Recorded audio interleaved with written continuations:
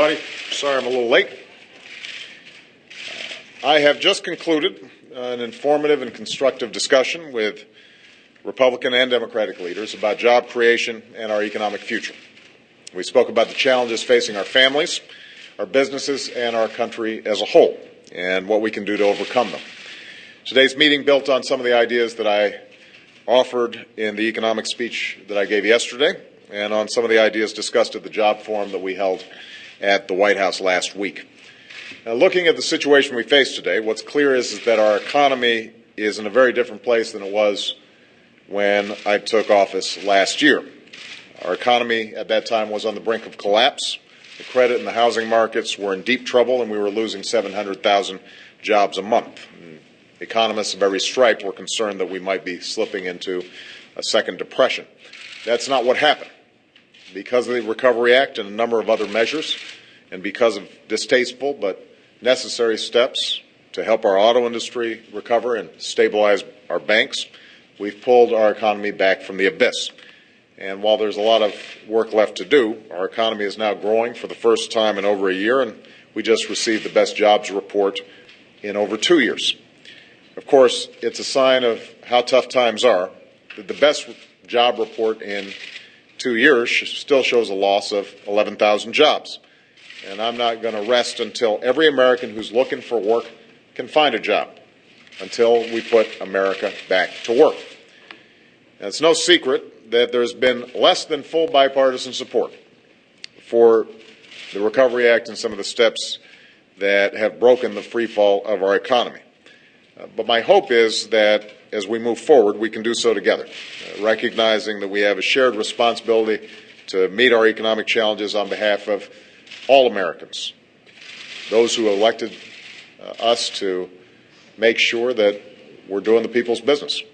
Small businesses, for example, are the engines that drive much of the hiring in our economy. So we should be able to forge a consensus around a series of steps to help small businesses grow and hire new employees. These steps include elimination of the capital gains taxes on small business investment, along with an extension of write-offs to encourage expansion in the coming year. And I've urged congressional leaders to create a tax incentive to encourage small businesses to add and keep workers.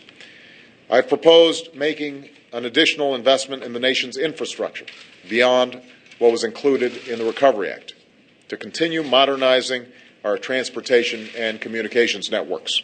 We've already begun to do so. In the first 6 months of 2010, Recovery Act outlays on projects related to infrastructure will actually double what was done over the previous 6 months. This is not only going to put more Americans back to work, but this is also work that America needs done and will help fortify our economy for years to come. I've called on Congress to provide temporary incentives for consumers to buy the materials needed to retrofit their homes for greater energy efficiency. This program will spur hiring and spending, promote energy conservation, and help Americans put more money in their pockets by saving on their energy bills. I've also proposed that we extend proven initiatives that promote energy efficiency and clean energy jobs. And to help Americans weather this economic storm, I've called for an extension of emergency relief to states, seniors, and citizens who need it most. Finally, to support these efforts, we're going to wind down the Troubled Asset Relief Program, what's known as TARP, the emergency fund created to stabilize the banking system. This program has served its original purpose, and the cost has been much lower than we expected, giving us a chance to pay down the deficit faster than we thought at the time, and also allowing us to invest in job creation on Main Street rather than on Wall Street.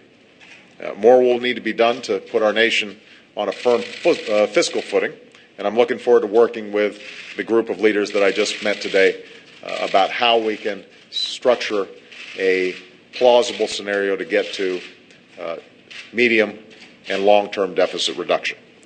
Now, it's appropriate that I met with leaders of both parties. Spurring hiring and economic growth are not Democratic or Republican issues. They are American issues that affect every single one of our constituents.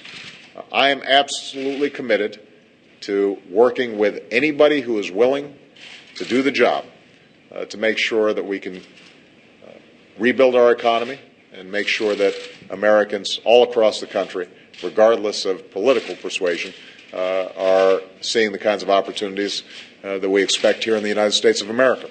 I'm confident we can do so. I'm confident we can put our economic troubles behind us, but it's going to require some work and cooperation and a seriousness of purpose here in Washington.